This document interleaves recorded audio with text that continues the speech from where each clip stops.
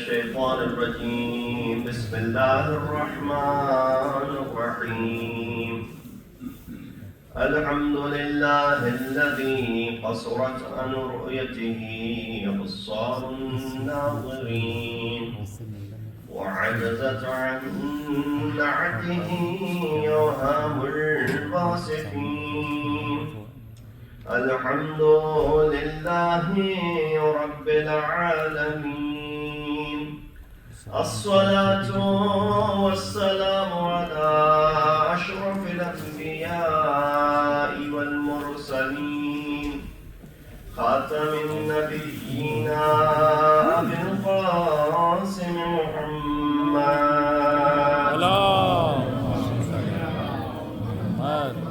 وأهل بيته الطيبين الطاهرين المعصومين الذين ذهب الله عنهم الرجس وطهرهم تطهيرا.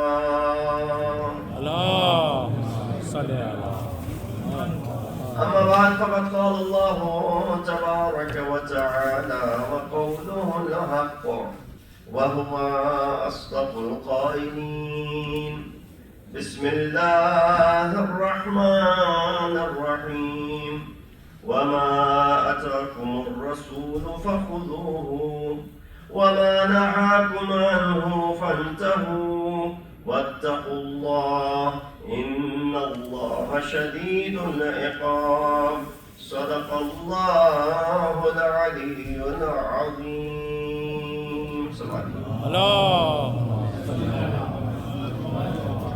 Assalamu alaikum wa rahmatullahi wa barakatuhu.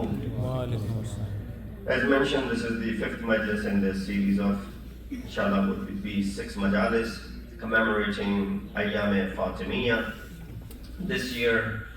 And may Allah subhanahu wa ta'ala give us the tawfiq that we're able to commemorate the gham of Janabi Fatima Zahra and Ali Muhammad in the same exact way, that we're able to participate and pay our homage and elevate ourselves and bring much ajr by commemorating their masa'ib, by fulfilling this obligation of ajr risalat. And that's why you hear majureen when ajr is listed for you when you go ahead and give this ajr risalat.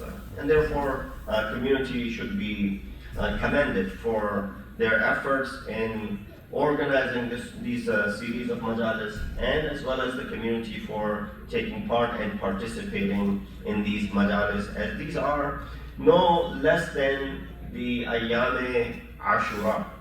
You know, in the recent past, in the majlis yesterday, I also alluded to this, and in the house majlis I mentioned this, and I'll repeat this, that these ayyam, by many of our contemporary marajid, such as Abdullah Wahid al-Khurasani and other marajid, they have mentioned that these are no less than the ayyam of Ashura. The way you commemorate the days of Ashura and the way you let go of everything else in the honor and the respect of the martyrdom of Sayyid al-Shuhada, these ayyam are associated with the mother of martyrdom of Sayyid al-Shuhada. These ayyam are associated with the mother of Sayyid al-Shuhada, and therefore these ayyam should not be taken lightly either, and they should be commemorated with everything that we have, inshallah. I mentioned also that there's this phenomena of Ayyam-e-Fatimiyya, which is now extended.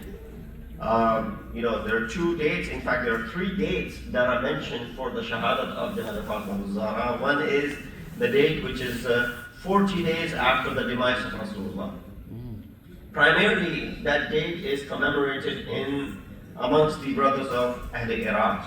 They commemorate after the 40 days of the martyrdom of Rasulullah, shahadat of Janabi Sayyida. Then the 2 muta'araf dates are 75 and 95.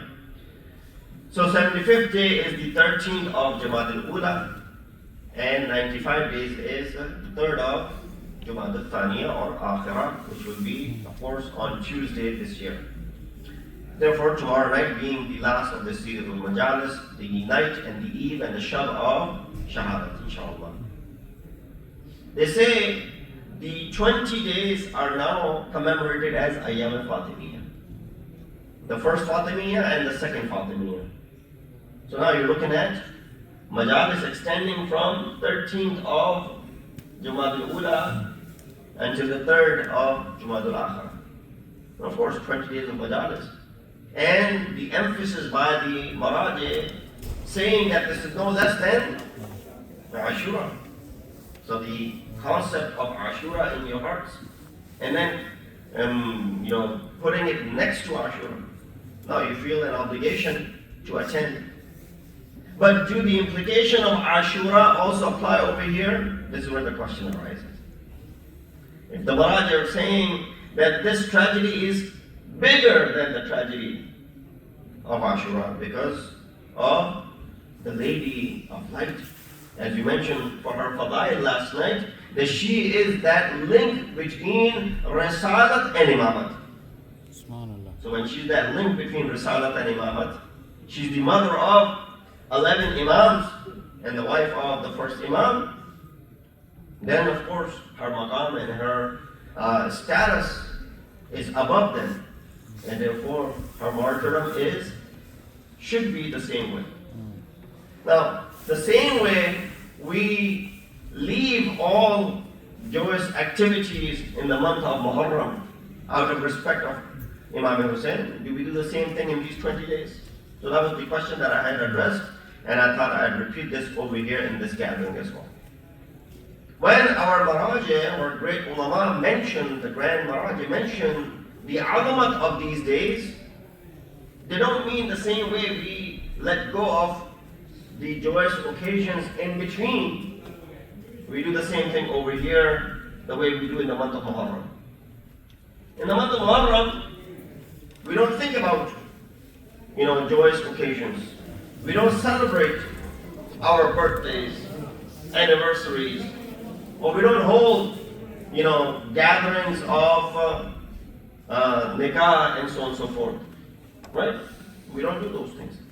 Do the same implications are here in these 20 days of Ayyam Fatimiyya? He said no. It is okay if you were to go ahead and hold the gathering of nikah on the 15th or the 16th day of Jumad al-Ula. It is okay if you were to hold a gathering of nikah and other ceremonies on the first day of Jumad al-Thani or the 5th day of Jumad al-Thani. Just be mindful of the exact date upon which the shahadat takes place and avoid your joyous occasions on those dates.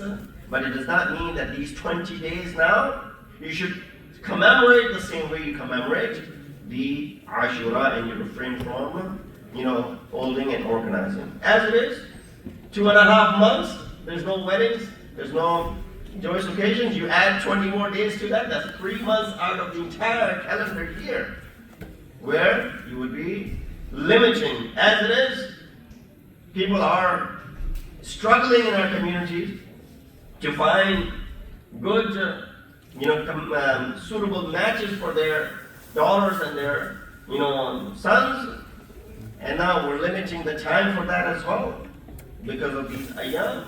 So therefore, just that one particular day, which is the marks Shahada, or maybe a day after or before, out of respect, but not the entire 20 days period. So I thought this was something which is on the horizon. These talks are already in place. Places where we had 6 majalis, we'll have 6 majalis. Tomorrow will be the last majlis. And it seems like that we've done and outstretched ourselves. But there are many places who do ashra in the first Fatimiyya, and then they do ashra in the second Fatimiyya. They start majalis and then they go all the way up till the day of the Shahada. So with that said, these discussions are about to come. I thought I'll fill you in before we are fully embracing this. So what did Muhammad Yesterday when I recited those ayat from Surah Kawthar, mentioned the difference between ita and ata. We talked about that ita is not something which is done abundantly. It's not something which is, great. It could be very small. And it's something which is not asked in return. And of course, for ita, it could be given to any of the fuqara. In fact, in Quran, and then we gave the example of ita is ita of zakat. Zakat is an ita. And this word zakat is misunderstood because it's not something which in Quran refers to that wajib zakat. You know the word that is used in Quran for wajib zakat? خُذْ مِنْ أَمْوَالِهِمْ صَدَقَةً. Allah in Quran uses the word sadaqah for wajib zakat. It does not use the word zakat for the wajib zakat that we have. What is the wajib zakat? Those 9 things. Amongst them are 4 crops: the wheat, the barley, the raisins, and the date. The 3 animals of the life that are mentioned: the camel, the cow, and the sheep and the goats. And then the 2 minerals, which are gold and silver coins, if they are traded. These are the 9 things upon which zakat is obligatory. Nowhere in Quran do you find that the word zakat refers to these 9 things. But what Rasul is being told in Quran, Surah Tawbah, وَخُذْ مِنْ أَمْوَالِهِمْ صَدَقَةٌ. O Prophet, take from their mal what? Sadaqah. That is the wajib zakat.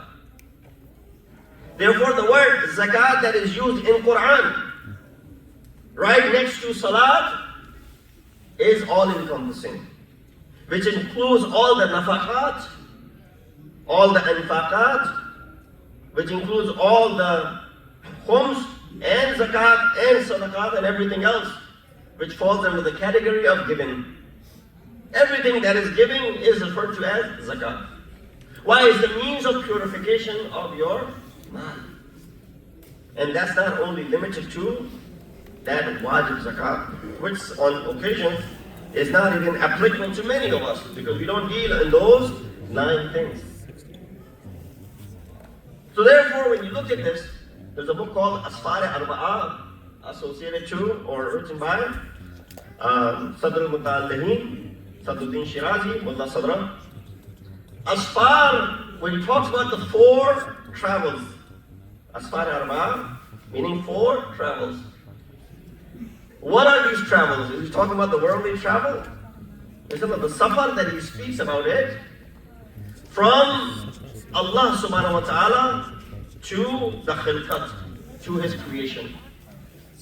You go from here to Allah, and you come from Allah to the makhluk. These are the asfar that he talks about. When you go for Umrah or Hajj, when you don these clothes and you leave everything behind, what are you doing? You're trying to gain proximity to Allah subhanahu wa ta'ala. Is Allah in Makkah? No. But by performing that amal, you're gaining what? Proximity. When you offer your salat, which, by the way, Janab Fatima Zahra Salamullahi alayha mentions,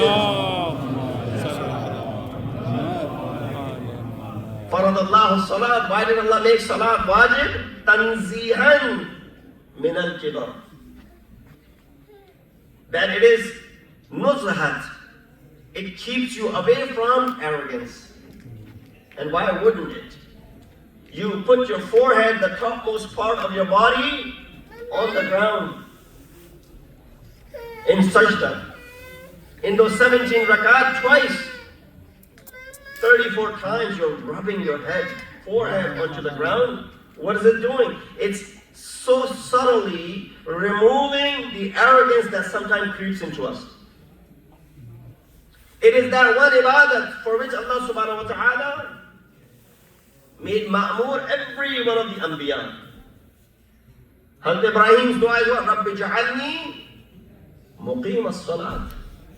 Oh Allah, make me the one who does establish the salat.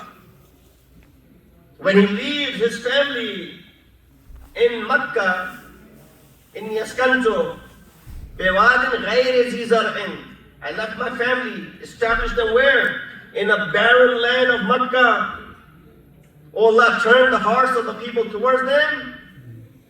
And then he makes this dua. رَبِّ جَعَلْنِي مُقِيمَ الصَّلَاةِ وَمِنْ ذُرِّيَّتِي.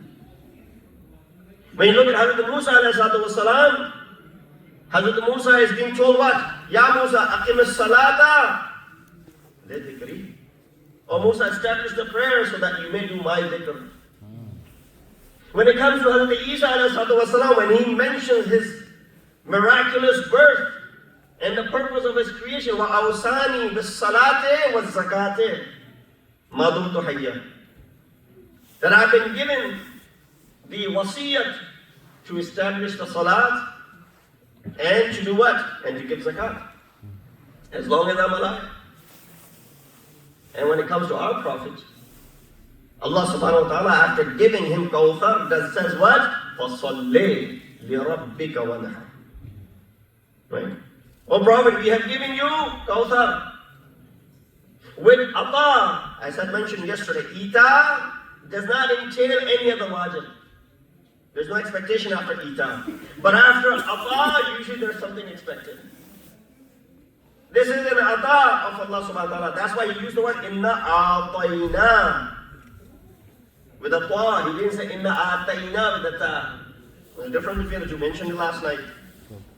This ata, the difference, one of the primary difference between the two is, ata is huge. Whereas a'tayna with a ta does not have to be big. When Allah says inna a'tayna, something that comes after that is humongous. You can't put a price tag on it. But right after Allah gives this bestowal, He demands something. He said, we have given you Kawthar, now do what? فَصَلِّ فَصَلِّتُهُ لِرَبِّكَ خَالِصَةً لِلَّهِ. So let us keep on making sure that we clarify to everyone that we, the followers of Ahl-e-Bait, we bow in front of no one except Allah subhanahu wa ta'ala. We uphold the pillars of Tawheed, and we want to announce that we are that Tawheed which is incomparable to any other Tawheed that is mentioned. That we worship no one except Allah subhanahu wa ta'ala. We bow in front of no one except Allah subhanahu wa ta'ala. And this ayat is the biggest proof of that. فَصَلِّ لِرَبِّكَ. O Habib, offer salat to whom? For whom? For your Rabb. وَانْهَرْ. So both things are mentioned over here. As Quran mentions, أَقِيمُوا الصَّلَاةِ وَآتُوا الزَّكَاةِ. يُقِيمُونَ الصَّلَاةِ يُؤْتُونَ الزَّكَاةِ. أَقَامُوا الصَّلَاةِ آتَوُا الزَّكَاةِ. Right? Different conjugations. Here Allah said, فَصَلِّ لِرَبِّكَ وَانْهَرْ. Offer salat and do what? Give zakat as well. Wanhar. Provide and offer this sacrifice that is being mentioned over here. Not just an ordinary sacrifice, but rather a sacrifice which is the biggest sacrifice there could be. Why? Because we have given you such a big bestowal. It's not something ordinary that is being given to you. I made this comparison last night, but did not conclude it. That Allah gave our Prophet this manifesting victory. And He reminds us in Surah Nasr, إِذَا جَاءَ نَصْرُ اللَّهِ وَالْفَتْحُ وَرَأَيْتَ النَّاسَ يَدْخُلُونَ فِي دِينِ اللَّهِ أَفْوَاجًا. After having mentioned that, O Prophet, we have given you this manifesting victory, what should you do after this victory? You should do the tasbih of Allah subhanahu wa ta'ala. But when Allah gives the Kawthar in the form of Fatima Zahra to our Prophet, He said, no, tasbih is not going to cut it. Now offer salat and also give the sacrifice that to the biggest of the sacrifices possible. Salawat bi Muhammad wa alihi.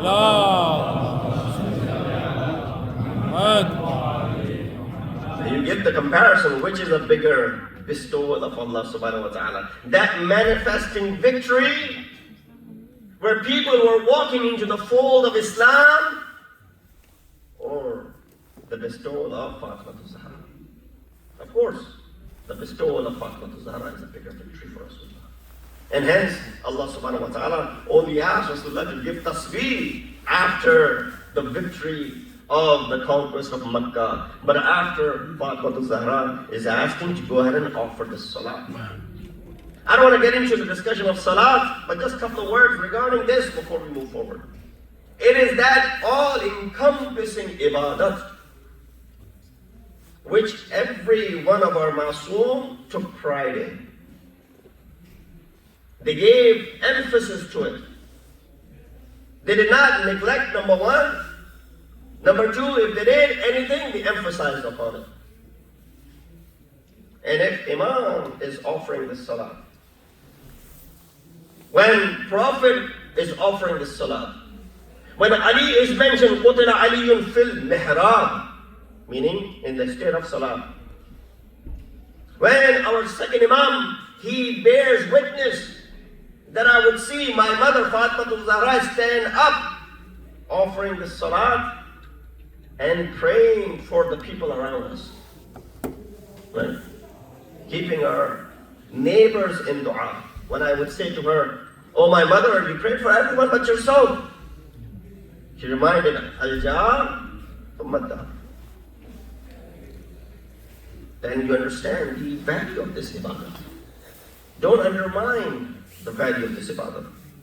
It is all-encompassing. Why? It has Quran in it. It has dua in it. It has bowing in front of Allah in it. It has prostrating in front of Allah in it. Salat, which begins with takbir, ends with taslim. Right? You begin ibtida'an takbir, intaha is taslim. That's what the salat is.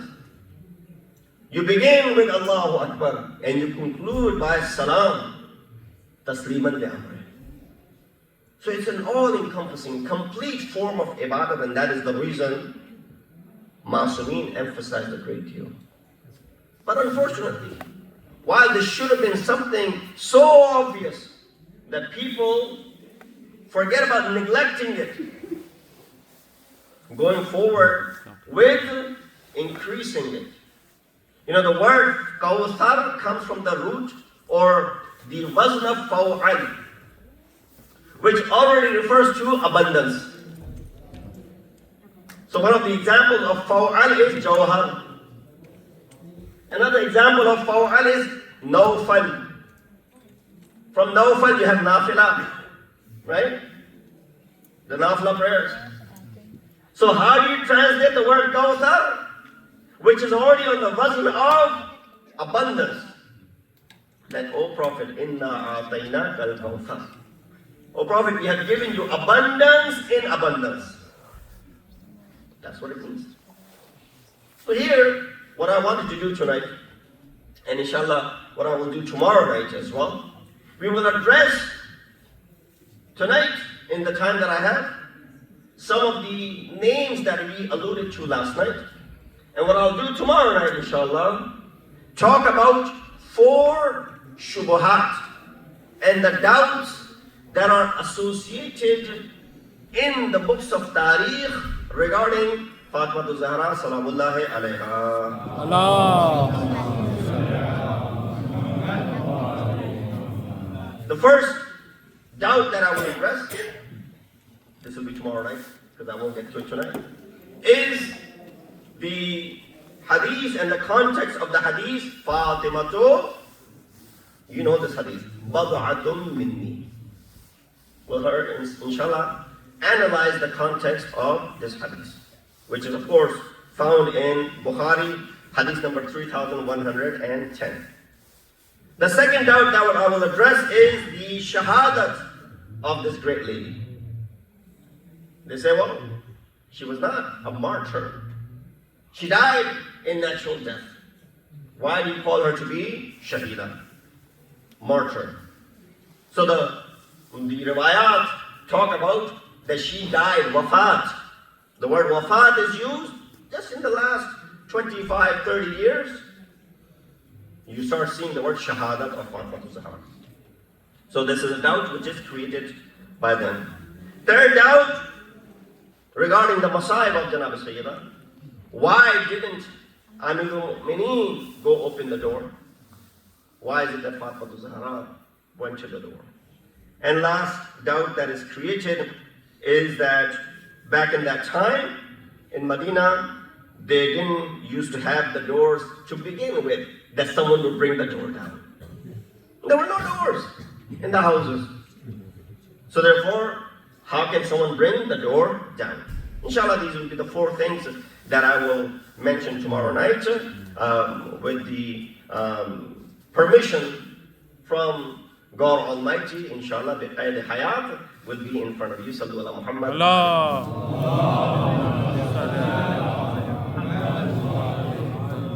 Tonight, in the next few minutes that I have, I wanted to talk about the hadith that I referred yesterday, that Allah subhanahu wa ta'ala li Fatimatu tis'atu asma'in indallah.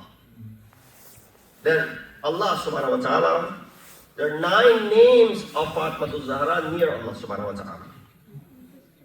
What are these 9 names? And quickly the analysis of these 9 names, why she's given those 9 names.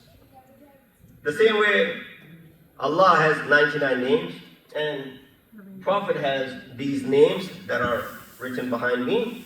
These are the names of Prophet. And some people think these are the names of Allah. No, these are the names of our Prophet. Names of Allah are 99, those Asma'ul Husna, and these are the names of Rasulullah. 9 names are mentioned for Janab Sayyidah. First name that I want to talk about is the name Fatima itself. What does the word Fatima mean? There are 2, actually there are many riwayat, but of course I only have time to mention 2 of such riwayat. First riwayat explains why she's called Fatima. Riwayat says, إنما سميت فاطمة لأن الخلق فتموا عن معرفتها. She's named Fatima because creation, the people are away. Futimu mean quti'u, munqati'. They're cut off from understanding the ma'rifat of Fatima Zahra sallallahu alaihi. You can't understand the ma'rifat of someone for whom Hadith al-Qudsi says, Dawlak ma khalaqtul aflaq. If it wasn't for you, a prophet, I would not have created the entire universe. Lawla aliyun lama khalaqtuka. If it wasn't for Ali, O prophet, I would not have created you. Lawla Fatima lama khalaqtukuma. If it wasn't for Fatima Zahra, I would not have created you or Rasulullah or Ali ibn Abi Talib. Salawat bi Muhammad wa alihi. Someone might say, well, does that mean now Fatima Zahra is more important and superior to Ali and Rasulullah? Is that what this hadith is suggesting? It might seem that way. But is this our belief that Fatima Zahra is superior to Ali? Is Fatima Zahra superior to Rasulullah? No. In fact, inshallah it will come in Masa'ib, when after the incident of burning of the door, when Janab Sayyidah had fallen sick, many people came for her iyadat. Amongst them who wanted to come for her iyadat was the first and the second Khalifa.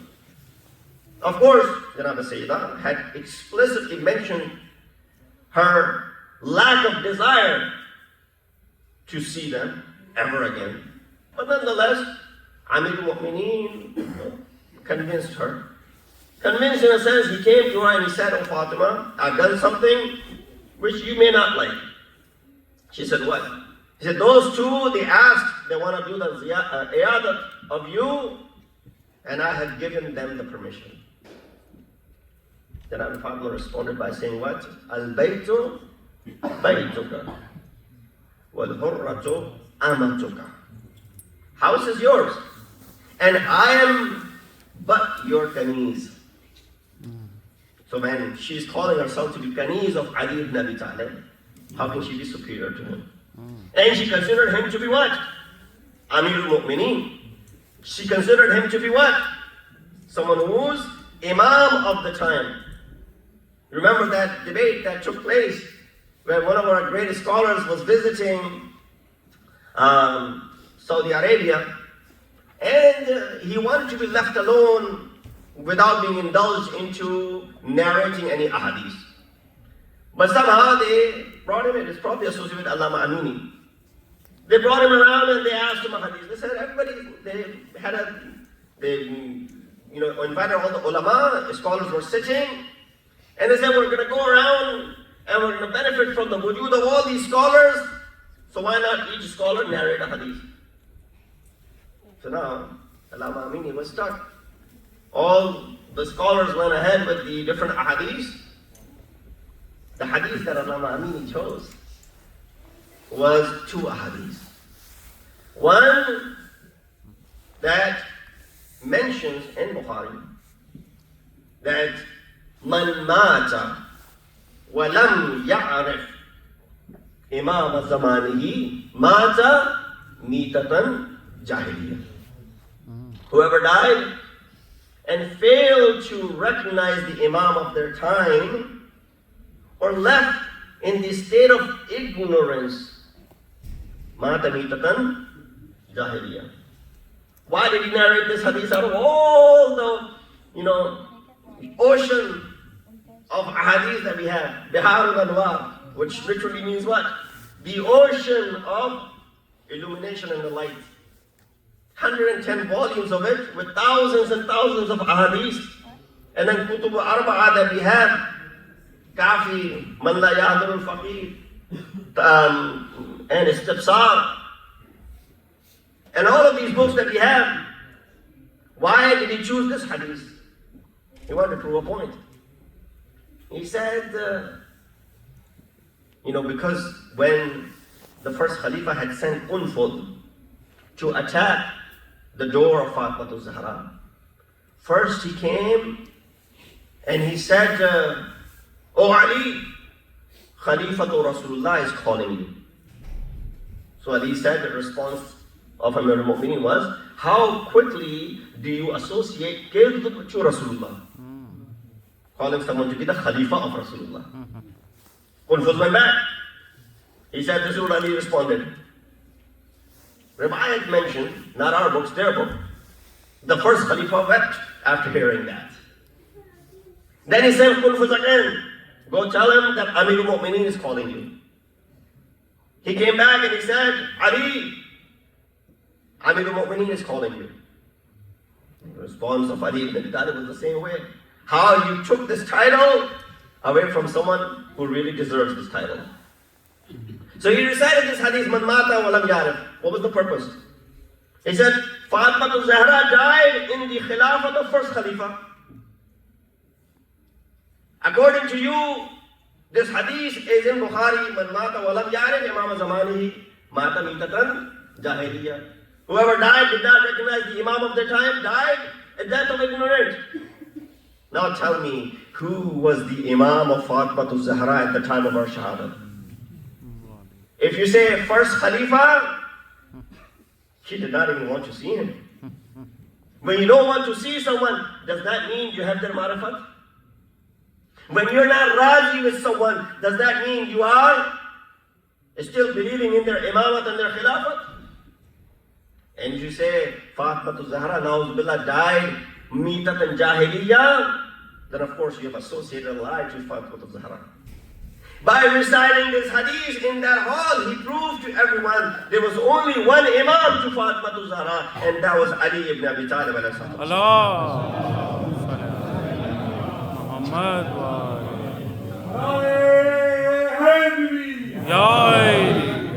So people are quti'u.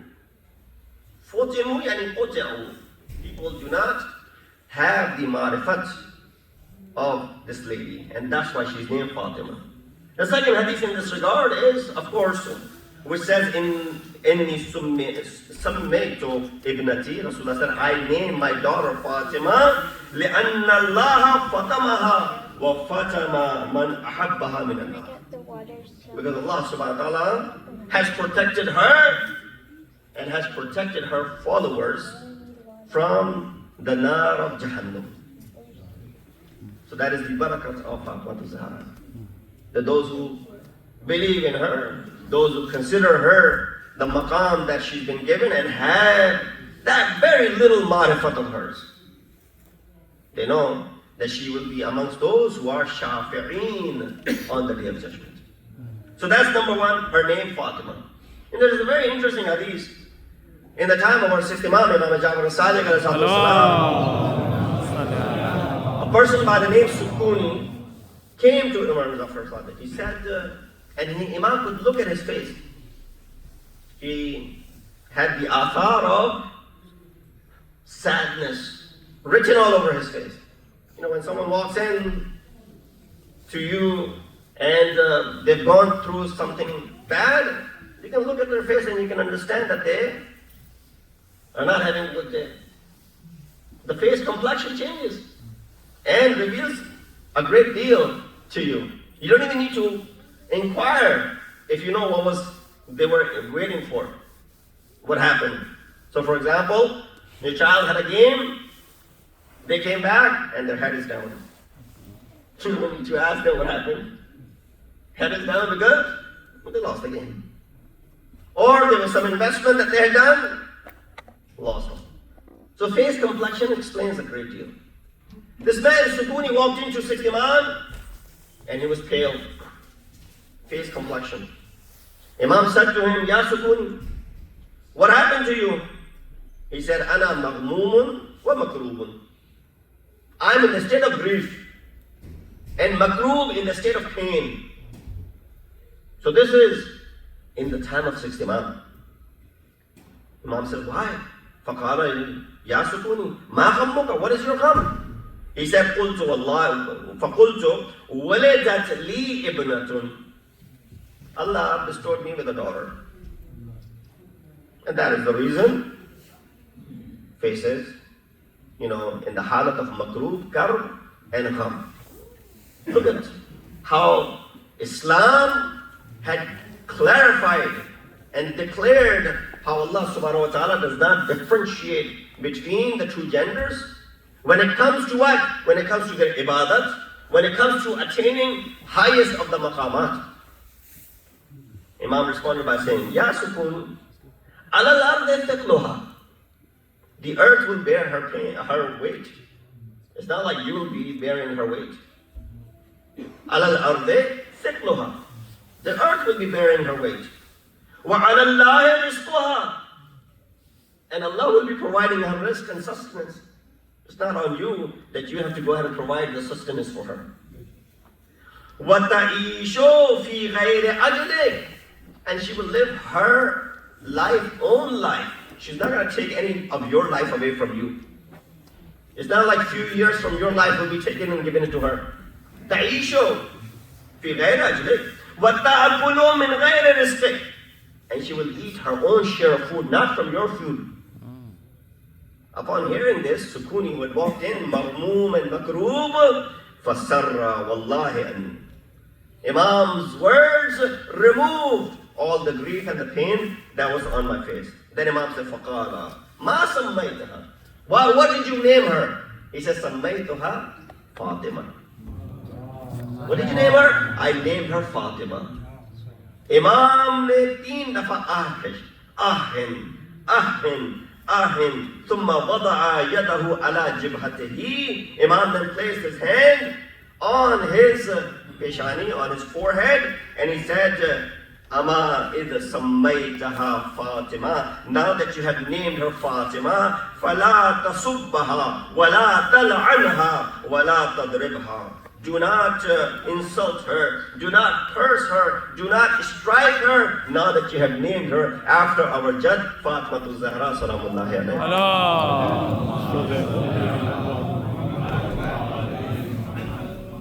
This is the barakat of the name of Fatima.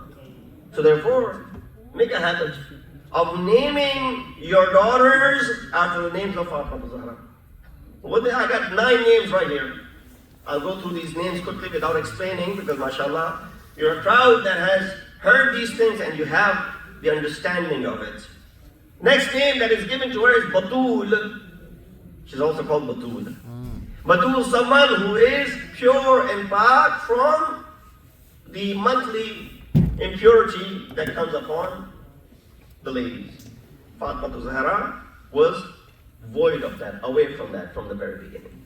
There was no najasat. Why? Allah subhanahu wa ta'ala says, yutahhirakum tathira. So when this yutahhirakum tathira is applicable to Fatima Zahra, hence she is batul in all aspects. Not just the name is batul, but her physical ability and aspect of her physical ability is also batul. She's also named Siddiqa. Who are Siddiqa? Who are Siddiqa? Janab Maryam is also given the title of Siddiqa. Janab Fatima is also given the title of Siddiqa. Siddiq is someone, according to the explanation of Quran. You can't just go around giving the title of Siddiq to everyone. Quran has given us the criteria who Siddiq is. It says Siddiq is someone, إِنَّمَا الْمُؤْمِنُونَ الَّذِينَ آمَنُوا بِاللَّهِ وَرَسُولِهِ ثُمَّ لَمْ يَرْتَابُوا. Mu'min is someone who believes in Allah and the day of judgment and the Prophet, ثُمَّ لَمْ يَرْتَابُوا.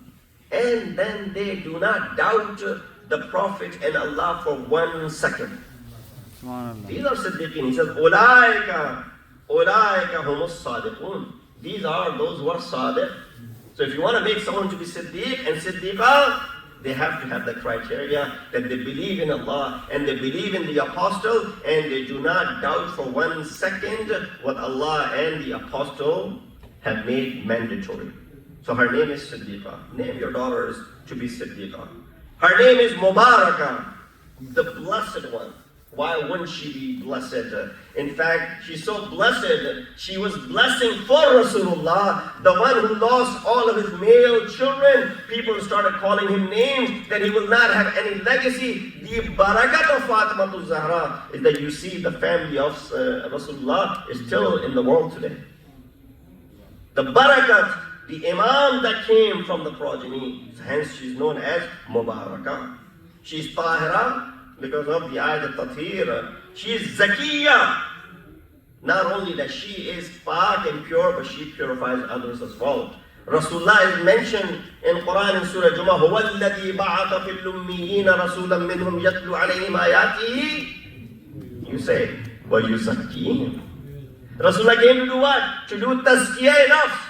Janab Sayyida is given. Every one of these names and titles are isme ba musamma. It's not just given to her without any reason. No, she is that being which was purifying those who were in her surroundings. Many people came.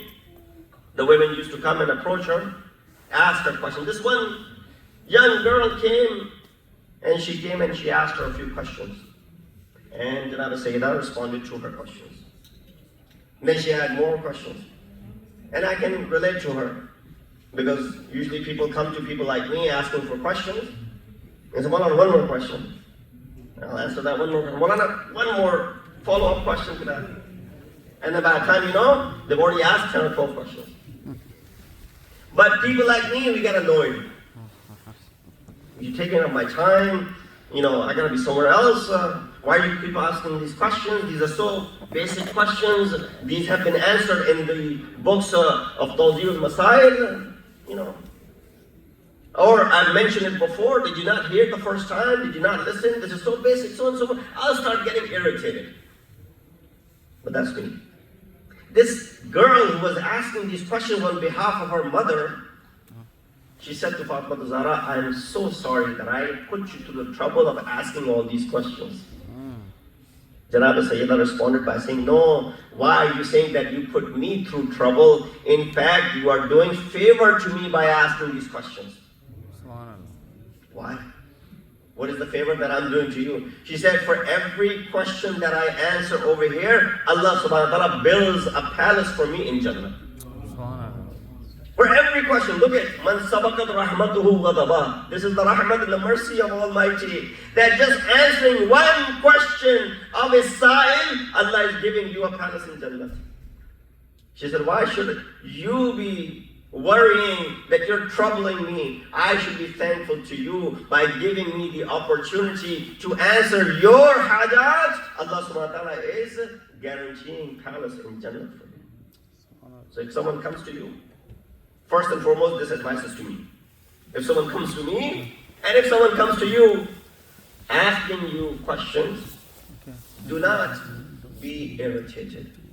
Especially if you possess the knowledge. If you have the knowledge. If you don't have the knowledge, say, I don't know.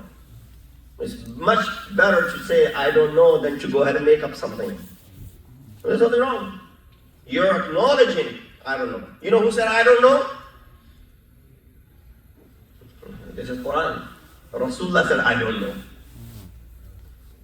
Nabi? Is there a thing that Nabi does not know? Well, according to Quran, there is something that Nabi said, I do not know. When people came and asked Rasulullah, when will Qiyamah take place? Rasulullah said, In adri. Aqaribun ma tu'adun. I do not know if it's close, what you have been promised, or is it far away? I do not know. So when Nabi Akram, the blessed personality for whom Allah created the entire universe, he is saying regarding this one important question, I don't know when Qiyamah will take place. So if you and I were asked questions which we do not know, koi Qiyamah nahi aa jayegi agar hum kya I don't know. We'll simply say I don't know, instead of giving some made up answers in that regard. So she is Mubarakah. There are other names, of course, I will mention them as I have run out of my time. Why is she known as Zahra? Why? Because Allah created her from the Azumat-e-Nurehi. That's the Rawayat mentioned. We'll talk about that tomorrow. And then the remaining names, she's known as Muhaddatha, that angels used to speak to her. And all these other fadail of Fatima Zahra. But with all the merits that people knew, all the fadail that were roshan and obvious to people, when people are ignorant of someone, unaware of their maqam, you understand, they would treat them or mistreat them. Even then you should not mistreat someone. But especially when you know their maqam-e-wala, and then you go ahead and mistreat someone. Just imagine the crime at that moment. If I can do, I don't want to use the word qiyas, but if I can do qiyas over here, that riwayat which I have shared with you so fondly on many occasions, that Allah subhanahu wa ta'ala will allow 70 juhala before He allows one alim. Allah will forgive 70 ignorant before He forgives one alim. What does that mean? That means ignorance is a bliss. If I don't know, Allah subhanahu wa ta'ala will forgive me. So Allah will forgive 70 juhala before He forgives one of the ulama. Why? The answer is very simple. Jahil doesn't know. So if they made a mistake, Allah will forgive them. If they did something which they did not know was haram, because of their ignorance, Allah will forgive them. But on the contrary, an alim who's aware that something is haram and still does it, this crime is now elevated. For example, two people commit a crime of adultery. One is jahil that it is haram, one is alim that it is haram. Allah subhanahu wa ta'ala will treat both of them differently. He'll forgive the jahil. But should He forgive the alim over here? No, you were aware of the hurmat of this thing, yet you still went ahead and did it. I don't want to prolong this qiyas too long. When you don't know a certain individual, you might go ahead and mistreat them. You know, she is Sayyidatun Nisa'il Alameen. She is the only daughter of Rasulullah. She is the one who's mentioned to be amongst the 4 greatest women. Because these hadiths are in their books. The 4 greatest women. And amongst the 4 greatest women, there's only one wife of Rasulullah. Not other wives are mentioned. So when you know her maqam-e-azamat, and still you go ahead and transgress and do what you've done. This is where we understand the grave nature of the crime. Let me bring you to Masala. Yesterday, we talked about to the extent that Janab Sayyidah was weeping over the death of Rasulullah. Now that Rasulullah has left this world, Sayyidah feels that there's nobody in her life. As it is, when you lose your father, then you're called an orphan. You're considered to be yatim. And then when your father is Sayyidul Mursaleen, Khatamun Nabiyyin, just imagine what kind of pain it will bring upon you. Rasulullah left this world and Sayyidah was in pain. She would weep for her father. At least she was allowed to weep freely initially. But then she asked Amirul Mu'mineen, "O Ali, build me Baytul Ahzan or Baytul Huzn in Jannatul Baqi, where I could weep and cry for my father." This was Janab Sayyidah's daily routine after waking up in the morning and taking care of the needs of the husband and the children. She would go to Baqi. She would sit there and weep and cry for her father. Making sure that we understand that weeping and crying is not something which is forbidden in Islam. Sayyidah is doing this. But then people started complaining. To which Amirul Mu'mineen came and said, "Oh Sayyidah, people hear your cry and they have complained." She responded, "Oh Ali, tell them that Sayyidah will not be with them for too long. They just have to bear this for a few more days and then I will not be with them for too long." Janab Sayyidah, there comes that day, which I mentioned yesterday as well, that she was smiling for the first time. Ali saw that Sayyidah was smiling. He said, "O daughter of Rasulullah, all these days after the demise of Rasulullah, I have never seen a smile on your face. For the first time I'm seeing that you are smiling. What has gotten into you that made you smile?" She said, "I saw my father in my dream."